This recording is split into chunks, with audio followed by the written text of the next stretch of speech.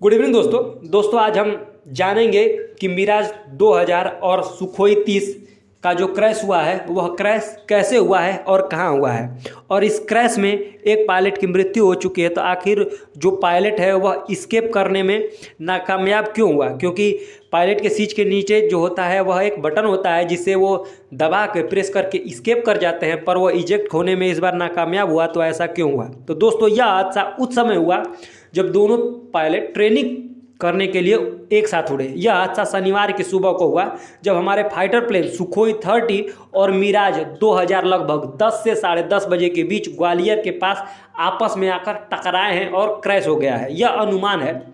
Sukhoi पर 2 और मिराज पर 1 पायलट सवार थे। हादसा में सुखोई के दोनों पायलट इजेक्ट होने में कामयाब हो गए हैं, लेकिन मिराज का पायलट ऐसा करने में नाकामयाब रहा है, जिसके कारण उसकी मृत्यु हो गई है। इस घटना के बाद हमारे रक्षा मंत्री राजनाथ सिंह ने संवेदनाएं व्यक्त करी हैं। आईएएफ का कहना है कि यह फाइटर प्लेनों की रूटीन ट्रेनिंग थी। रूटीन ट्रेनिंग का मतलब वो भी एक्सरसाइज कराया जाता है, उन्हें सिखाया जाता है कि जब कभी आप वार की स्थिति में पहुंचो तो कैसे आपको फाइटर जेट उड़ाना है, कैसे मतलब टारगेट को मारना है, तो यही सब सिखाया जा रहा था। तो क्या हुआ कि ऐसा अनुमान है कि जब उन्हें सिखाया जा रहा था तो वे क्या हुए हैं कि आपस में टकरा गए हैं। आपस में टकराने के कारण मिराज में आग लग गई है और वह एमपी के मुरैना के पहाड़गढ़ में जाकर गिरा है, जिसके कारण इसे ज़्यादा नुकसान हुआ है। और इसी के कारण जो है वह पायलट की क्या हो चुकी है, मृत्यु हो चुकी है। चूँकि यह टकराव इतना भयंकर था कि सुखोई वहाँ से टकराने के बाद पहले घटनास्थल से 90 किलोमीटर दूर जाकर राजस्थान के भरतपुर जिले के पिंगोरा में जाकर गिरी है। चूँकि आप मैप देखेंगे तो राजस्थान और एमपी एक दूसरे से बॉर्डर शेयर करते हैं, तो एमपी के जो पहाड़गढ़ में जहाँ से मिराज गिरा है वहाँ से 90 किलोमीटर दूर जाकर भरतपुर जिले के पिंगोरा में गिरी है। कौन? सुखोई।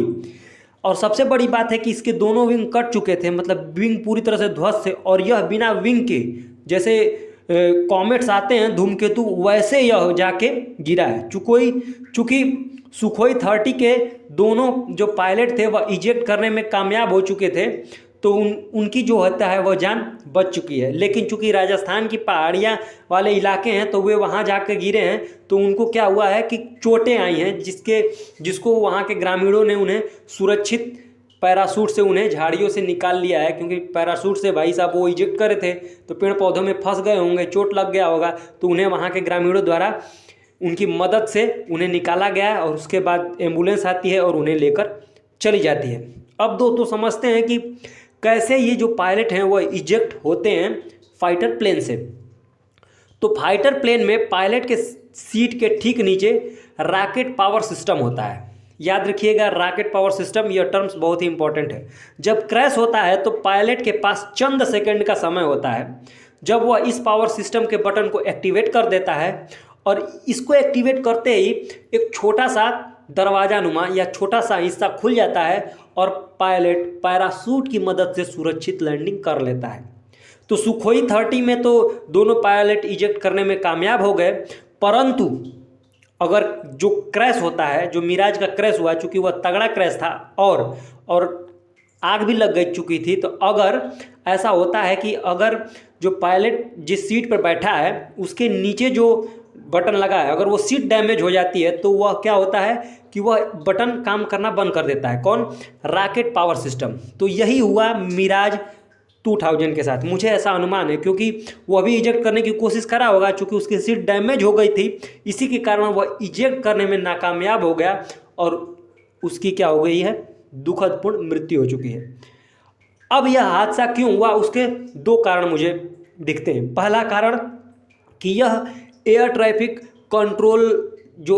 कंट्रोल होता है उसमें खामियां हों, या दूसरा हो सकता है कि पायलट की गलती से, पायलट नौसिखुए हों, वो ट्रेनिंग कर रहे हों, उनका जो है ध्यान भटका हो और वो आपस में जाकर टकरा गए हैं। अब आइए दोस्तों हम थोड़ा सा मिराज 2000 के बारे में जान लेते हैं। तो इसे आईएएफ में, मतलब इंडियन एयरफोर्स में 1985 में शामिल किया गया था। कब? मिराज 2000 को 1985 ईस्वी में आईएएफ में शामिल किया गया था।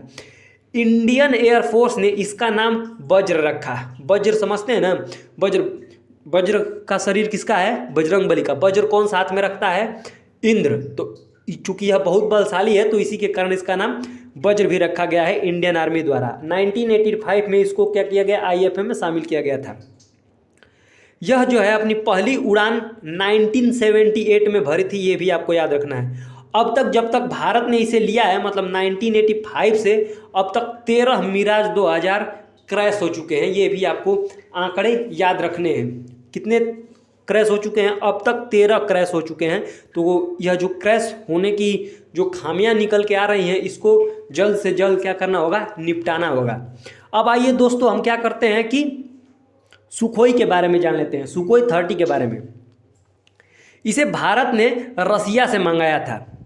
इसे आईएएफ इंडियन एयरफोर्स में शामिल करने के लिए भारत ने 1996 में पहली खरीद करी थी, किससे, रसिया से। यह ब्रह्मोस सुपरसोनिक क्रूज मिसाइल को भी दागने में सक्षम है, मतलब यह ब्रह्मोस को आसानी से ले जा सकता है और उसे क्या कर सकता है, दाग सकता है। अगर इसकी गति की बात की जाए सुखोई 30 की तो इसकी गति 2120 किलोमीटर प्रति घंटा है, मतलब बहुत ही तेज यह क्या कर सकती है, उड़ सकती है। इसकी विमान की रेंज 3000 किलोमीटर तक है। कहने का मतलब 3000 किलोमीटर के दूर तक अगर यह किसी भी दुश्मन को देखता है तो उसे आसानी से मार देगा। इसकी सबसे बड़ी खासियत यह है कि यह हवा में ही फ्यूल भर सकता है। जो पहले वाले विमान होते थे क्या होता था कि फ्यूल भरने के लिए उन्हें लैंडिंग करनी पड़ती थी, परंतु इसकी खासियत सबसे बड़ी यह है कि हवा में ही क्या करेगा, हवा में ही अपना फ्यूल भर लेगा, और यह इसकी सबसे बड़ी खासियत है। अगर सुखोई 30 की बात की जाए तो अब तक जब से सुखोई हमने 1996 में मंगाया है, खरीद करी थी हमने पहली रसिया से, अब तक हमारे 11 सुखोई 30 का क्रैश हो चुका है। तो आईएएफ द्वारा, इंडियन एयरफोर्स द्वारा इसका निपटारा करना होगा, पता करना होगा कि आखिर क्या हो रहा है कि इतने क्रैशेस हो रहे हैं। दोस्तों होप करता हूँ दोस्तों आपको यह विश्लेषण अच्छा लगा हो।